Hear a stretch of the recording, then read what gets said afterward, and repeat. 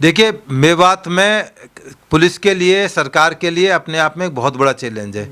दिल्ली में धौला कुआं पर एक रेप केस हुआ था, बड़ा मशहूर रेप केस हुआ था। दिल्ली पुलिस को अरेस्ट करने के लिए, एक आदमी को अरेस्ट करने के लिए 500 आदमी गए थे, बसों में भर के पुलिस गई थी और डीसीपी रैंक का अफसर उसमें लीड कर रहे थे जो उसकी अरेस्ट के लिए। तो वहाँ पर यह हालत आ चुकी है कि अपने हिंदुस्तान में नूह, मेवात जैसे इलाकों के अंदर पुलिस को काम करना बड़ा मुश्किल है, वहाँ से किसी को अरेस्ट करना। तो ये सरकारों की जिम्मेदारी है कि कोई स्ट्रॉन्ग मैसेज दें। क्यों नहीं यूपी के अंदर इस तरह की चीजें आती हैं कि वहां 500-500 आदमी एक आदमी को अरेस्ट करने के लिए जाएं, वहां पर पुलिस मुंह तोड़ जवाब देती है। तो कहीं ना कहीं यूपी के या जो मॉडल है उसको हरियाणा के सीएम साहब को आके उनसे कुछ सीख लेनी चाहिए, शिक्षा लेनी चाहिए कि कैसे मैं अपने प्रदेश के अंदर शांति व्यवस्था कायम कर सकता हूं। तो मेरा तो खट्टर साहब को यही सुझाव है कि वो कुछ दिन के लिए योगी जी के पास ट्रेनिंग करने जाएं, अपने मंत्रियों को भेजें कि क्या गृह जो विज साहब हैं उनको भेजें, जो गृह राज्य मंत्री हैं, वहाँ के गृह मंत्री हैं उत्तर हरियाणा के, उनको भेजें कि कैसे वो टिप्स ली जाएं। और ये कोई ओपन सीक्रेट है, कोई टिप्स की जरूरत नहीं है।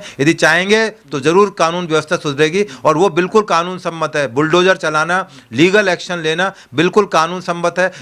योगी जी का तो आज तक किसी अदालत ने स्ट्रक्चर पास नहीं किया, उन्होंने तमाम जगह बुलडोजर चलाए, तमाम लोगों ने हंगामा मचा दिया कि बुलडोजर कौन से कानून, सब कुछ बुलडोजर चल रहा है, आगे भी चलेगा। तो जरूरत है कि इन जिन लोगों ने पथराव किया है, जिन लोगों ने नूह में, मेवात में व्यवस्था करी है और इनके घर यदि इलीगल तरीके से बने, इनके खेत इलीगल तरीके से कब्जाए गए, उन पर बुलडोजर चलाएं। देखें हरियाणा के अंदर कैसे दंगे हो जाएंगे। तो ये सरकारों को एक नसीहत है, एक बिल्कुल दिशा निर्देश है कि उनको किस तरह से काम करना चाहिए और वो जानते हैं कि कैसे करेंगे। उम्मीद है कि शायद वो वक्त रहते जग जाएं, नहीं तो इससे बड़ा नुकसान हो सकता है। सर, एक सवाल ये भी उठता है कि जिस तरीके से दंगाई सामने से गोली बरसाता है, पुलिस वाले के हाथ में बंदूक होती है, तो ऐसा कानून क्यों नहीं कि भाई दंगाई को देख के गोली मार दी जाए? इस पर कोई आवाज़ क्यों नहीं उठाता? बिल्कुल, ये बिल्कुल वाजिब सवाल है, क्योंकि जब एक जो असला दिया गया है पुलिस को, आर्मी को, इसलिए दिया गया है कि सेल्फ डिफेंस करने के लिए, लोगों की जान और माल को बचाने के लिए दिया गया है। पुलिस को अपने टैक्टफुलनेस से अपना ये इस्तेमाल करना चाहिए। ये कोई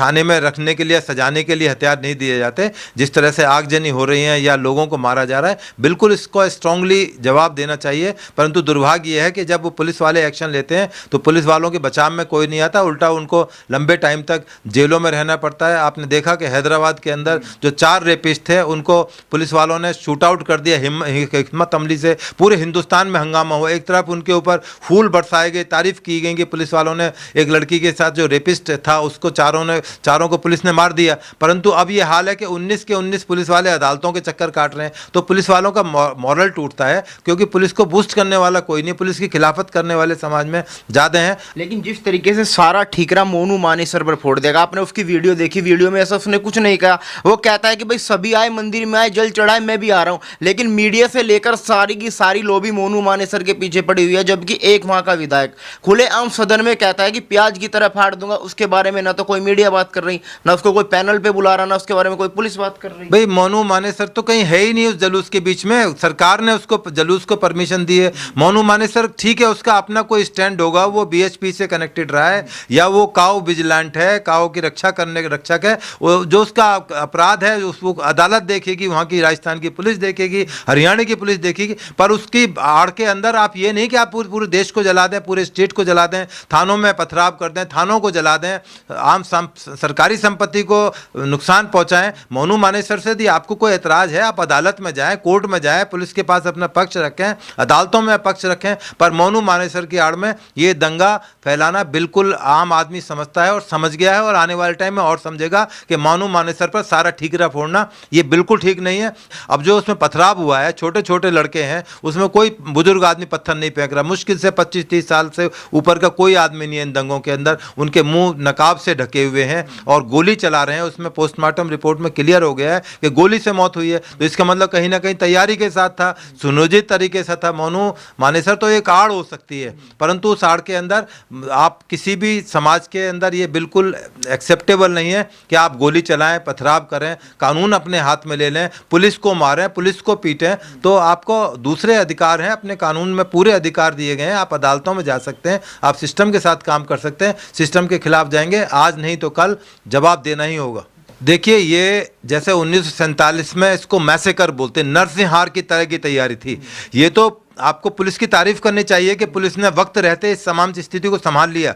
नहीं तो तैयारी थी कि नरसंहार करा जाए, मासेकर करा जाए, लार्ज स्केल पर मर्डर किया जाए, हिंदुओं को निपटा दिया जाए, इलाके को शांत कर दिया जाए। तो ये प्रशासन की तारीफ करनी चाहिए। पुलिस वालों ने अपनी कुर्बानी देकर और शांति व्यवस्था कायम की है। तमाम इंटरनेट वहाँ पर बंद किए गए, तमाम तरह की जो प्रक्रियाएं होती हैं, डिटेंशन होती हैं, प्रिवेंशन होती हैं, सैकड़ों लोगों को गिरफ्तार और डिटेन किया गया, उनके खिलाफ लीगल एक्शन लिया जा रहा है। तो आने वाले टाइम में उम्मीद करी जाए कि शायद वहाँ पर शांति व्यवस्था रहेगी और एक स्ट्रॉन्ग मैसेज नो बेबात और ऐसे ही इलाकों में पूरे इंडिया में देने की कोशिश सरकारें करेंगी। और पुलिस पर हमेशा सवाल उठते रहे, यही नहीं पूरी दुनिया में जहाँ भी दंगे फसाद कहीं बड़े इंसिडेंट हुए वहाँ पुलिस के फेलियर को लेकर, इंटेलिजेंस फेलियर को लेकर सवाल उठते रहे हैं। परंतु आप यदि तमाम चीज़ों का विश्लेषण करें, अभी जो नूक में जो वारदात हुई है, सोहना में उसका रिपरकशन हुआ है, पलवल में हुआ है, फरीदाबाद में हुआ है, तो उसमें एक बात ज़रूर सामने आती है और उसको यदि कंपेयर करें, अभी हाल में ही नांगलोई में जो जुलूस के दौरान में जो उनका ताजिया का जुलूस निकल रहा था, जिस तरह से वहाँ पर दंगा किया गया, तो एक चीज़ तो ज़रूर क्लियर हो जाती है। वो पुरानी कहावत है ना, गाय का और भैंस का कभी मेल नहीं हो सकता। ये जो हिंदुओं की यात्रा थी उस जलवेश्य की, उसकी पूरी परमिशन ली गई थी, प्रशासन को जानकारी थी, प्रशासन ने तमाम तरह के अपने लेवल पर अरेंजमेंट किए थे। परंतु ऐसी अंदेशा नहीं था कि इस लेवल पर ये लोग एक कॉन्स्पिरेसी के तहत उनके ऊपर अटैक कर देंगे। इसी तरह से जिस तरह से नांगलोई के अंदर एक प्रॉपर परमिशन दी गई थी, उसके बावजूद वो सूरजमल स्टेडियम के अंदर घुसने की कोशिश कर रहे थे। जब नहीं कामयाब हो पाए तो उन्होंने जो है तमाम हंगामा किया, डीटीसी की बसों को तोड़ा, पुलिस की गाड़ियों को तोड़ा। सेम चीज़ यहाँ पर देखने को मिल रही है। वहाँ पर एक साइबर का पुलिस स्टेशन है, चूँकि नू जो है वहाँ पर 80% मुस्लिम है, 20% अदर कास्ट हैं, तो वहाँ पर जो बैलेंस है वहाँ पर गड़बड़ा गया, तो उसका ये लोग फ़ायदा उठाते हैं और ये स्वाभाविक बात है। चूँकि वहाँ पर साइबर का एक गढ़ बन चुका है क्राइम का, तो वहाँ पर अक्सर पुलिस वहाँ पर उन गाँवों के अंदर या नू के अंदर रेड करती रहती है। तो उनका गुस्सा इस कदर था, को पुलिस से इस कदर नाराजगी थी कि उन्होंने पूरी बस की बस ही थाने के अंदर घुसेड़ दी और वहाँ पर पूरी दीवार गिर गई, थाने को तहस नहस कर दिया गया और पुलिस वालों को मारा गया। 6 लोगों की अब तक मौत हो चुकी है, जो होमगार्ड जिनकी कोई गलती नहीं, अपनी ड्यूटी दे रहे थे, ना उनके पास कोई असला था, ना उन्होंने कोई गोली चलाई। तो ये एक मोनू मानेसर की आड़ में लेकर जिस तरह से करा जा रहा है कि उसने वायरल कर दिया। मोनू मानेसर ने यदि कुछ कहा है तो उसका मतलब ये नहीं है कि आप कानून व्यवस्था अपने हाथ में ले लें, तोड़फोड़ शुरू कर दें, आगजनी कर दें। लोग पूजा पाठ करने जा रहे हैं, उनको आपको सहयोग करना चाहिए था। सहयोग की बजाय आपने उल्टा कर दिया। उनके साथ मारपीट की, किस तरह से उन्होंने मंदिर में पहुंचकर गुरुकुल में जाकर अपनी जान बचाई है, उसमें बच्चे थे, महिलाएं थी।